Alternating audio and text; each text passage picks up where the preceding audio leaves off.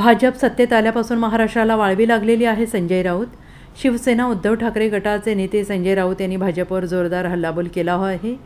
यावेळी माध्यमांशी बोलत असताना संजय राऊत म्हणाले की सरकारचा महारोजगार मेळावा बारामतीमध्ये होत आहे. ज्या विद्या प्रतिष्ठान येथे हा रोजगार मेळावा होत आहे त्याचे अध्यक्ष शरद पवार आहेत. सरकारचा एक प्रोटोकॉल असतो, कुठल्याही सरकारी कार्यक्रम ठेवत असेल तर त्या ठिकाणचे विद्यमान खासदारांना आमंत्रण दिले जाते.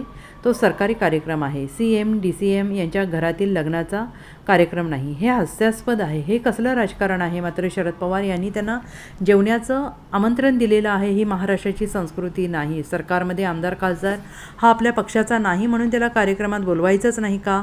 जो महारोजगार मेळावा आहे तो तुमच्या माता या पिताश्री यांचा आहे का, सरकारचा आहे?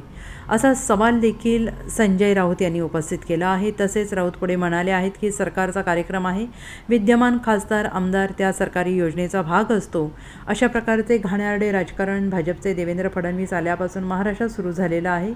गटारातील राजकारण हे आतापासून महाराष्ट्रात सुरू झालेलं आहे. हे आधी कधीच असं नव्हतं. आपल्याच आमदारांना निधी द्यायचा, विरोधी पक्षातील आमदारांना निधी द्यायचा नाही. आमदाराशी तुमचा वाद असेल, मात्र जनतेचं काय? हा कोणता खेळ चालला आहे या राज्यात? पैसे काय तुमच्या झाडाला आले आहेत का? तुमच्या झाडाला खोके लागलेत का?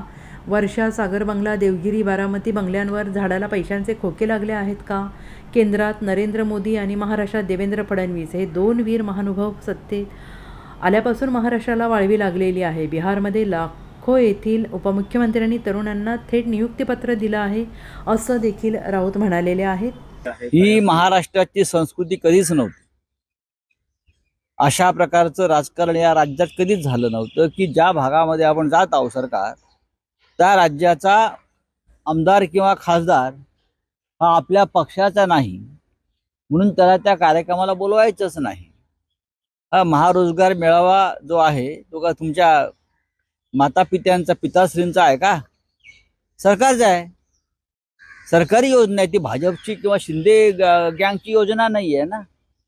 सरकारी योजना आणि विद्यमान खासदार आमदार त्या सरकारी योजनेचा भाग असतो आणि तुम्ही त्यांना बोलवत नाही तिकडे जाऊन.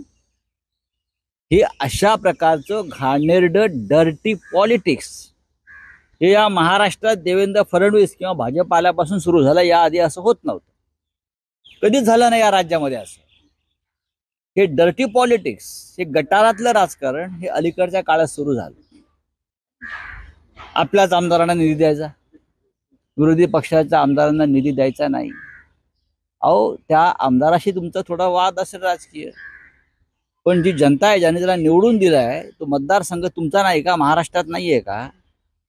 हा कोणता खेळ चालला या राज्यामध्ये? पैसे काय तुमच्या घरी झाडाला आलेत? खोके लागलेत का झाडाला तुमच्या? वर्षा बंगल्यावर, सागर बंगल्यावर, देवगिरीवर. Bureau report, SBN Marathi, Mumbai.